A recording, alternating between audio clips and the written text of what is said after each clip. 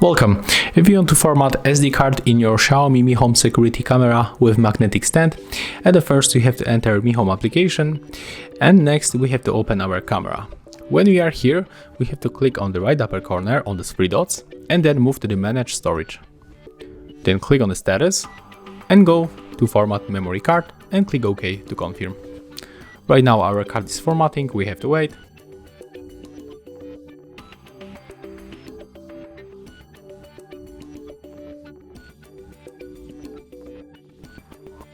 And as you can see, the format was successful, and right now here we got the remaining space and the full capacity also here, and we can adjust other things like here. So that's how it basically looks. Thank you guys for watching, leave thumbs ups, comments and subscribe to our channel.